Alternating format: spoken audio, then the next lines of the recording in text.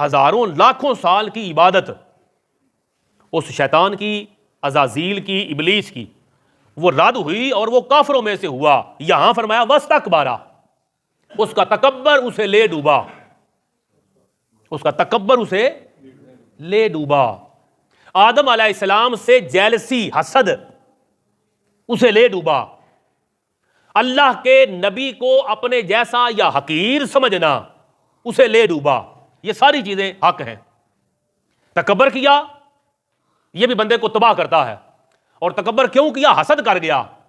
اور آگے جب اس سے پوچھا گیا بعد میں کہ یہ تو نے کیوں کیا، قال ما منعک الا تسجد اذ امرتک، اسے پوچھا گیا بھئی تجھے کیا ہوا، کس امر نے، کس بات نے تمہیں سجدہ کرنے سے روک لیا؟ تو فرشتے تو ایک لمحے کے اندر، انہوں نے تو بات شروع یہاں سے کی تھی، قالوا سبحانک، جب کہا کہ بتاؤ نا تم ان چیزوں کے نام، فرشتے تھے وہ کہتے اللہ تو پاک ہے، بس ختم۔ کہا پھر سجدہ کرو تو فوراً سارے فرشتے سجدہ ریز ہو گئے۔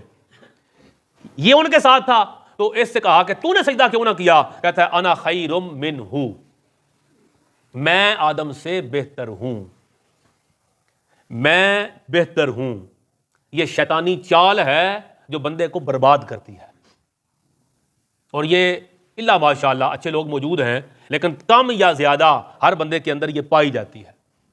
وہ کسی نہ کسی درجے میں سمجھتا ہے وہ اے کمی، وہ اے چوڑا، وہ اے اس کے بعد 100 جملے بندہ سیٹ کرتا ہے یہ ثابت کرنے کے لیے کہ میں بڑا ہوں اور یہ میرے سامنے کچھ نہیں۔